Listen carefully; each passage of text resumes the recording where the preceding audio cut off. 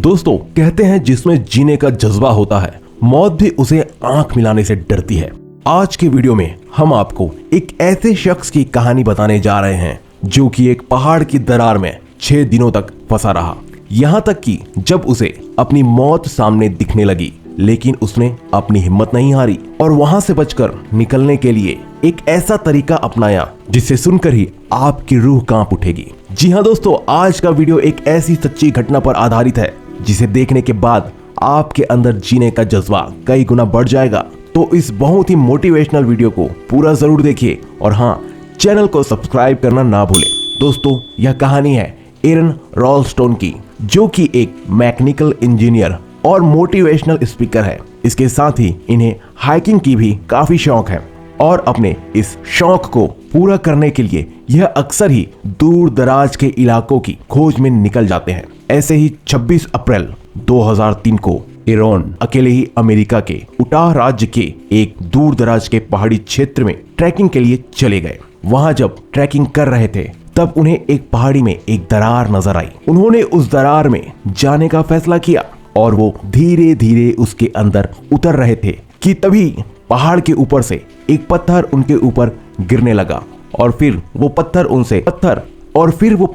उनसे थोड़ी ऊपर ही पहाड़ के दोनों हिस्सों के बीच फंस गया। लेकिन उनका दायां हाथ भी पत्थर के साथ वहां फंस गया। उन्हें ज्यादा चोट तो नहीं लगी थी, लेकिन उनका हाथ वहां से निकल नहीं पा रहा था। उन्होंने मदद के लिए काफी आवाजें लगाई, लेकिन वहां दूर दूर तक उन्हें सुनने वाला कोई नहीं था। उन्होंने अपना हाथ बाहर निकालने की भी काफी कोशिश की, लेकिन वो पत्थर काफी भारी था। वो चाहकर भी उसे हिला नहीं पाए। धीरे धीरे रात हो गई और अब एरन की भूख प्यास से बुरा हाल होने लगा था।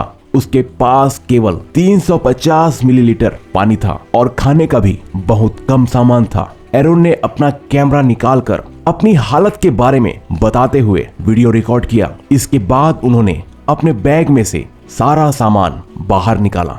उसमें से उन्हें एक चाकू और रस्सी मिली। उन्होंने चाकू की मदद से चट्टान को काटने की कोशिश की, लेकिन उस विशाल चट्टान के आगे वो छोटा सा चाकू फेल हो गया। उन्होंने रस्सी को बांधकर चट्टान को हिलाने की कोशिश भी की, लेकिन उसमें भी वो नाकामयाब रहे। इस तरह 2 दिन बीत चुके थे और एरन को अपने बाहर निकलने की कोई आस नहीं दिख रही थी। उन्होंने अपने कैमरे में रिकॉर्ड करना शुरू किया। उन्हें याद आ रहा था कि उनके यहाँ आने से पहले उनकी माँ का फोन आया था, लेकिन उन्होंने उसे अटेंड नहीं किया। अब उन्हें इस बात का अफसोस हो रहा था कि अगर वो फोन उठा लेते तो उनकी माँ शायद उन्हें ढूंढ लेती। अब उनके पास पीने का पानी भी खत्म होने लगा था।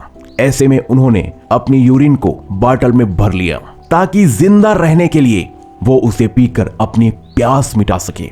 अब 3 दिन हो चुके थे और एरन अब बहुत कमजोर हो चुका था।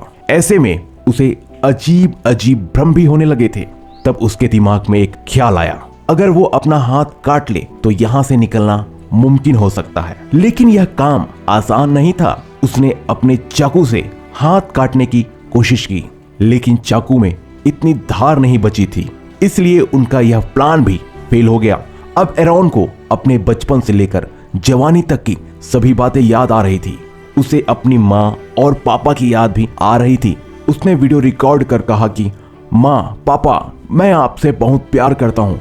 शायद अब उसके अंदर जीवित बचने की उम्मीद कम होती जा रही थी। जिस सुनसान इलाके में वो इस समय था, वहाँ शायद ही महीनों में कोई आता हो, इसलिए उसे पूरी उम्मीद थी कि यहाँ कोई भी मसीहा बनकर उसे बचाने नहीं आएगा। उसे जो करना था वो खुद करना था। 5वें दिन तक उसका पानी भी खत्म हो चुका था और आखिर में हार कर उसे अपना यूरिन भी पीना पड़ा। वैसे तो दरार में कई कीड़े भी दिखाई दे रहे थे और एरन जिंदा रहने के लिए उन्हें खाने के बारे में सोच रहा था।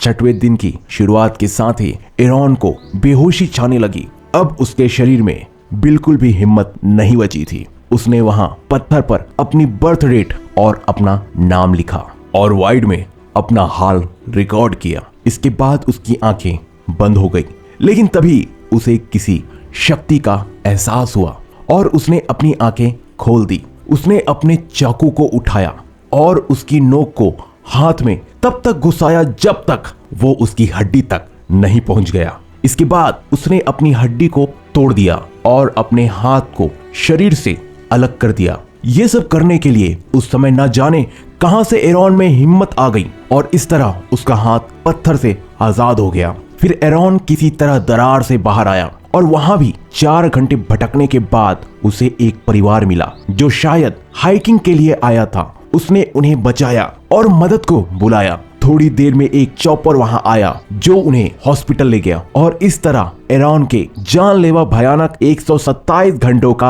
अंत हुआ। लेकिन इतना सब होने के बाद भी आज तक एरॉन ने अपने शौक को नहीं छोड़ा। वो आज भी हाइकिंग के लिए जाते हैं, लेकिन अब वो कहीं भी जाने से पहले यह लिखकर जरूर जाते हैं कि वो कहां जा रहे हैं, ताकि अगली बार अगर वो किसी मुसीबत में फंसे तो उनके अपने उन्हें ढूंढ सके। इसके अलावा लोगों को अपनी कहानी सुनाकर मोटिवेट भी करते हैं। दुर्घटना ने एरॉन को एक सेलिब्रिटी बना दिया और वो कई टॉक शो में दिखाई देने लगे। इसी तरह एनिमेटेड श्रृंखला द सिम्पसंस के एक एपिसोड के लिए अपनी आवाज दी। उन्होंने एक मोटिवेशनल स्पीकर के रूप में अपना कैरियर शुरू किया और कई नेशनल और इंटरनेशनल में स्पीच भी दी। एरॉन ने अपनी इस कहानी को एक किताब के रूप में भी पब्लिश करवाया जिसका नाम between a rock and a hard place था, जो कि काफी पॉपुलर हुई। उनके इस अनुभव के ऊपर 2010 में एक फिल्म भी बनी थी 127 आवर्स। यह उस साल की सबसे अच्छी फिल्मों में से थी। इसके डायरेक्टर थे डैनी बायल, जिन्होंने स्लमडॉग मिलेनियर फिल्म को भी डायरेक्ट किया था। इस फिल्म में म्यूजिक भारत के प्रसिद्ध म्यूजिक डायरेक्टर AR रहमान ने दिया था। दोस्तों, एरॉन की कहानी हमें बताती है कि मुश्किल से मुश्किल हालात से भी बाहर निकलना संभव है अगर आप में संयम है, जीने का जज्बा है और कठिन निर्णय लेने की क्षमता है। आज के टाइम में जो लोग जीवन से हार कर निराश हो रहे हैं, उन्हें एरॉन की यह कहानी जरूर देखनी चाहिए और सुननी चाहिए, ताकि उन्हें भी मुश्किलों से लड़ने के लिए हिम्मत मिल सके। दोस्तों, आपको एरॉन की कहानी कैसी लगी हमें कमेंट में जरूर बताइए और वीडियो को लाइक करके चैनल को सब्सक्राइब करना ना भूलें। धन्यवाद।